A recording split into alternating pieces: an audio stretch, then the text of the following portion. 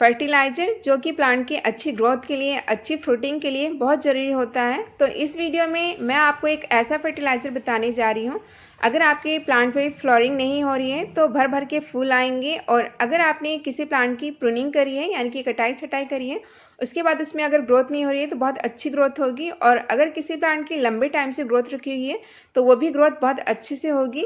और साथ ही में ये एक ऐसा फर्टिलाइज़र है जो आपके प्लांट को ठंडक का एहसास देगा, यानी कि आपकी जो प्लांट की रूट है उनको इससे ठंडक मिलेगी। तो ऐसे में जो प्लांट की ग्रोथ है वो बहुत अच्छी होगी। इस फर्टिलाइज़र की खासियत यह है कि आपको सिर्फ एक ही फर्टिलाइज़र ये बनाना है और प्लांट की सारी कमी जैसे कि magnesium, sulphur, iron, nitrogen, potassium, इन सभी की कमी को ये पूरा कर देगा। जैसे कि अगर हमें प्लांट में कैल्शियम की कमी होती है तो उसके लिए हम अंडे के जो छिलके होते हैं उनको क्रश करके डालते हैं, चूने का पानी बनाते हैं, चौक का पानी का फर्टिलाइज़र बनाते हैं, ये सभी डालते हैं। और मैग्नीशियम की कमी अगर प्लांट को हो जाती है तो उसके लिए हम एप्सम सॉल्ट का यूज़ करते हैं, जो कि हमें ख़रीदना पड़ता है। तो इस तरीके से पैसे भी वेस्ट होते हैं। और अगर हमारे प्लांट में आयरन की कमी होती है तो हम जो ग्रीन पत्तेदार सब्जियां होती हैं उनका लिक्विड फर्टिलाइज़र बनाते हैं।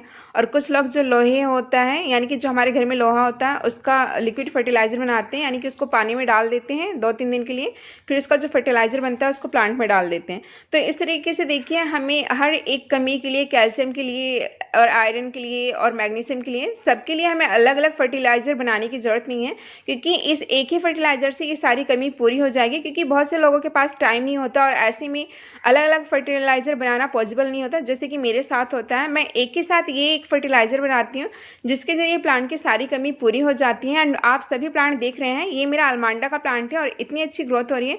इसमें मैंने अभी तक कोई सूखा फर्टिलाइज़र नहीं डाला है, सिर्फ यही लिक्विड फर्टिलाइज़र डाला था मैंने मार्च में, और काफ़ी ज़्यादा ग्रोथ हो रही है और काफ़ी अच्छी बड्स बन के आ रही हैं जितने भी मेरे ये सारे प्लांट हैं। तो वो फर्टिलाइज़र बनाना कैसे है वो मैं अभी आपको दिखाऊंगी। और ये देखिए मेरे चंपा के प्लांट हैं जिनकी प्रूनिंग मैंने मार्च में करी थी और इनको मैंने कोई सूखा फर्टिलाइज़र नहीं दिया, उसके बाद भी ग्रोथ आप देख सकते हैं। तो चलिए देखते हैं फर्टिलाइज़र बनाना कैसे है। तो यहाँ पे मैंने एक बाल्टी ले ली है, आपको जिसमें भी बनाना हो आप वो ले सकते हैं, चाहे बाल्टी ले लें या फिर कोई जग ले लें या फिर आप इसे गमले वगैरह में भी बना सकते हैं। तो यहाँ पे मैंने 5 लीटर की एक बाल्टी ली है और मैंने इसमें लगभग 4 लीटर से ज़्यादा पानी डाल दिया है। तो जो पहली चीज़ हमें डालनी है वो फ्री की चीज़ है, जो इस टाइम आपको गर्मियों में सबसे ज़्यादा अपने घर पर देखने को मिल जाएगी। क्योंकि आप सभी जानते हैं कि इस टाइम गर्मियों में हम तरबूज कितने ज़्यादा खाते हैं, है ना, क्योंकि ये हमारी बॉडी को ठंडक देते हैं और साथ ही में इसमें पानी की जो अमाउंट होता है वो बहुत ज़्यादा होता है। तो इस तरीके से आप तरबूज के छिलके ले सकते हैं। अब आपको कंफ्यूज होने की ज़रूरत नहीं है कि कितने पानी में आपको कितने तरबूज के छिलके डालने हैं। जैसे कि अगर आप 5 लीटर पानी डालने हैं तो जैसे कि ये ऊपर आप एक पीस दिख रहे हैं ये लंबा सा, तो इस तरीके से आप 5-6 पीस डाल सकते हैं 5 लीटर के पानी में। और 10 लीटर के पानी का अगर आप फर्टिलाइज़र बना रहे हैं तो 10 से 12 इस तरीके से लंबे लंबे पीस डाल सकते हैं। आप चाहें तो इन पीस को छोटे छोटे टुकड़े में भी काट करके डाल सकते हैं। 2-3 दिन के अंदर जो हमारे ये तरबूज के छिलके होते हैं, चाहे छोटे पीस में हो चाहे बड़े पीस में, इजिली गल जाते हैं और इसके अंदर जो न्यूट्रिएंट होते हैं वो सभी पानी में निकल जाते हैं। तरबूज के छिलके में vitamin A, vitamin C, vitamin B, potassium, zinc और काफ़ी सारे एंटीऑक्सीडेंट पाए जाते हैं और ये सभी प्लांट के लिए बहुत ज़रूरी होते हैं। उसके बाद जो सेकंड आपको डालना है, ये भी हम खाने के बाद केले और छिलके फेंक देते हैं, तो ये भी फ्री का है हमारे पास। तो आपको क्या करना है, 5 लीटर जैसे मैंने पानी लिया है तो 5 से 6 केले डालें, और 10 लीटर अगर पानी डाल रहे हैं तो आप उसी तरीके से 10 से 12 केले के छिलके डाल सकते हैं। तो मैंने यहाँ पे 5-6 केले के छिलके ले लिए हैं इस तरीके से। केले के छिलकों में कार्बोहाइड्रेट्स और कैल्शियम, विटामिन, पोटेशियम, आयरन ये सभी पाया जाता है। तो देख सकते हैं इस तरीके से आपको यहाँ कैल्शियम भी मिल जा रहा है और आयरन भी मिल जा रहा है। तो आपको कोई हरी पत्तियों का फर्टिलाइज़र नहीं बनाना है और चूने का फर्टिलाइज़र नहीं बनाना है, आपको इसी केले के छिलके से सारे न्यूट्रिएंट्स यहाँ पे मिल जा रहे हैं। तो इस तरीके से ये एक फर्टिलाइज़र बनाने से आपकी मेहनत और टाइम दोनों बचेगा। और तो इस तरीके से यहाँ पे मैंने कुछ केले के छिलके डाल दिए हैं और आपको ये मिला देना है इस तरीके से ताकि ये पानी के अंदर डूब जाए।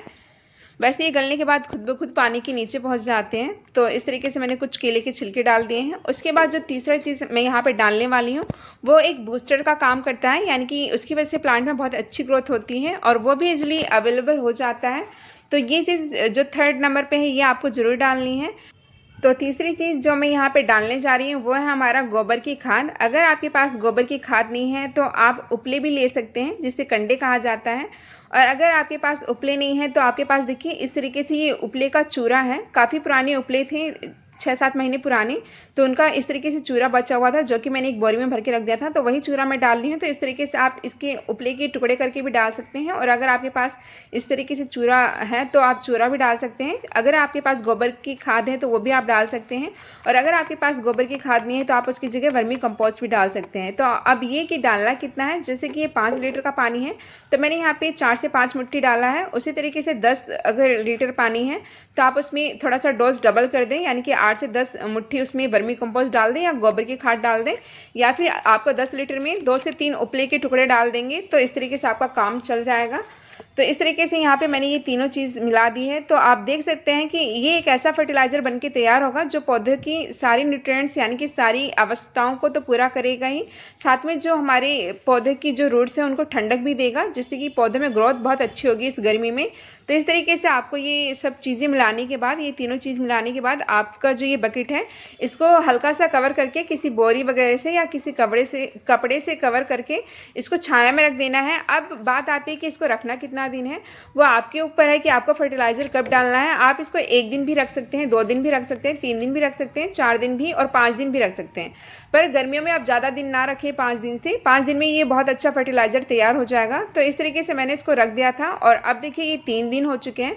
तो 3 दिन बाद देख सकते हैं आप किस तरीके से इसकी ये देखिए जितने भी हमने इसमें डाला था, तरबूज की छिलके और केले की छिलके गल गए हैं। तो 3 दिन में गर्मियों में काफ़ी अच्छा फर्टिलाइज़र तैयार हो जाता है। तो इस तरीके से आपको जब आपने ये छाया में रखा था तो बीच बीच में इसको 1-2 बार हिलाते रहना चाहिए जब भी आप टेरेस पे आए या जहाँ पे भी आपने ये फर्टिलाइज़र रखा है।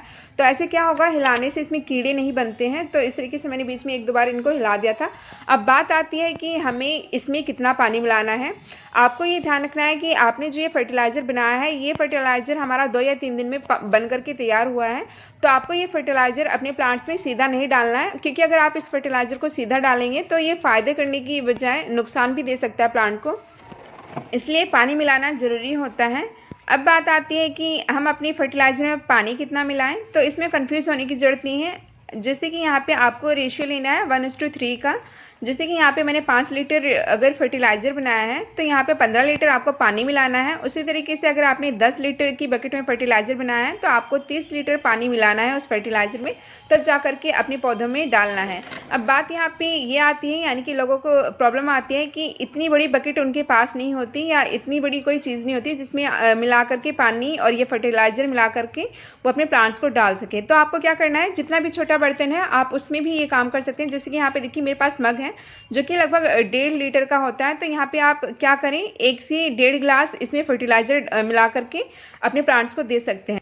तो इस तरीके से आपको पानी और फर्टिलाइज़र का 1:3 का रेशियो रखना है, यानी कि 1:3 का। तो चलिए अब बात आती है कि हमें ये जो फर्टिलाइज़र हमने बनाया है इसमें केले की छिलके भी हमने डाले हैं और तरबूज की छिलके भी डाले हैं। अगर इस फर्टिलाइज़र को हम बिना छाने पानी में मिला देंगे तो ये छिलके जो है हमारे जो गमले की जो मिट्टी है उसके ऊपर जाएंगे। तो क्या होता है, लंबे टाइम तक अगर ये मिट्टी के ऊपर रखे रहेंगे छिलके इसी तरीके से, तो फंगस भी लग जाता है इनकी वजह से प्लांट में और मिट्टी में भी।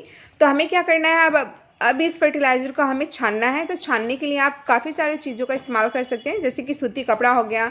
इस तरीके से देखिए मेरे पास ये सब्जी की टोकरी थी तो मैं इसी का इस्तेमाल करती हूँ, और आप छन्नी वगैरह का भी यूज़ कर सकते हैं। काफ़ी बड़ी बड़ी छन्नियाँ आती हैं तो उनसे भी छान सकते हैं। तो यहाँ पे मैं ये टोकरी यूज़ कर रही हूँ जिसमें काफ़ी छोटे छोटे छेद हैं। तो इस तरीके से बड़े जो हमारे छिलके हैं वो इसी तरीके से इसमें रह जाएंगे और जो पानी है वो चला जाएगा नीचे।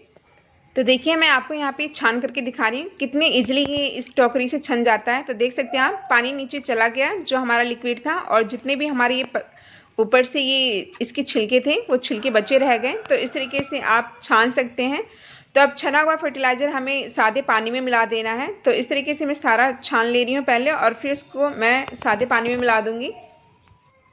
तो इस तरीके से छाना हुआ फर्टिलाइज़र मैंने इस बाल्टी में डाल दिया है। डालने के बाद आप इसको थोड़ा सा इस तरीके से किसी चीज़ से मिला दें 2-3 बार करके। तो इससे क्या होगा, जो हमारा फर्टिलाइज़र हमने इस पानी में डाला है वो अच्छे से मिल जाएगा। तो चलिए अब देखते हैं कि हमें फर्टिलाइज़र डालना कैसे है अपने प्लांट में। ये फर्टिलाइज़र आपको अपने प्लांट में सुबह या शाम को डालना है, और आपका फर्टिलाइज़र तभी डालना है जब आपकी गमले की मिट्टी पूरी तरीके से सूख चुकी हो या ऊपर से हल्की सूख चुकी हो, क्योंकि अगर आप गीली मिट्टी होने के बाद उसमें फर्टिलाइज़र डालेंगे तो ऐसे में प्लांट को वो बेनिफिट नहीं मिलते हैं जो सूखी मिट्टी में फर्टिलाइज़र डालने पे मिलते हैं। तो यहाँ देखिए ये मेरा हाइब्रिड टिकोमा है एंड ब्लूमिंग आप देख सकते हैं कितनी अच्छी हो रही है। इनमें मैं सिर्फ यही लिक्विड फर्टिलाइज़र ज़्यादा डालती हूँ। तो अब बात ये है कि डालना कितना है। जैसे कि यहाँ पे 10 इंच का गमला था तो मैंने यहाँ पे 1 मग डाला है, यानी कि 1.5 लीटर आप डाल सकते हैं अगर 10 इंच का गमला है। और यहाँ पे देखिए ये मेरा गंधराज का प्लांट है जिसे मैंने 40 रुपये में अभी हाल ही में बाय करा है। और देखिए इसमें फ्लावर बड बनने लग गई है। तो यहाँ पे मैंने आधा मग डाला है, लगभग 1 लीटर के आसपास। तो इस तरीके से आप अपने गमले में फर्टिलाइज़र डाल सकते हैं। तो सभी प्लांट में मैं अपनी फर्टिलाइज़र डाल दे रही हूँ जिनकी मिट्टी सूखी हुई है। इस तरीके से आप अपने गमले में 1 से 1.5 लीटर फर्टिलाइज़र डाल दें गमले के साइज़ के हिसाब। जैसे कि ये एक जैविक फर्टिलाइज़र है, अगर ये थोड़ा बहुत ऊपर नीचे भी हो जाता है तो प्लांट को कोई नुकसान नहीं होगा। आप मेरे जड़ प्लांट की पत्तियां देख सकते हैं कितना हेल्थी है मेरा जड़ प्लांट, देखिए। तो मैं सिर्फ यही फर्टिलाइज़र इन सभी में यूज़ करती हूँ। आप सभी जानते हैं कि जो हमारे प्लांट की पत्तियों को ग्रीन रखने के लिए हमें नाइट्रोजन डालना होता है उनमें, क्योंकि नाइट्रोजन की वजह से ही प्लांट में फोटोसिंथेसिस का प्रोसेस हो पाता है, यानी कि फूड बनाने का काम। तो उसी की वजह से हमारे प्लांट की लीव्स हेल्थी रहती है और प्लांट हेल्थी रहता है। तो इस तरीके से देखिए सभी प्लांट मैंने यहाँ पे रखे हैं। ये सारे गुड़हल के हैं, इनमें पत्तियाँ इतनी आपको नज़र नहीं आएंगी बट इनमें काफ़ी सारे बर्ड्स आ रही हैं। तो ये फर्टिलाइज़र आप अपने प्लांट में ज़रूर डालें। Thank you.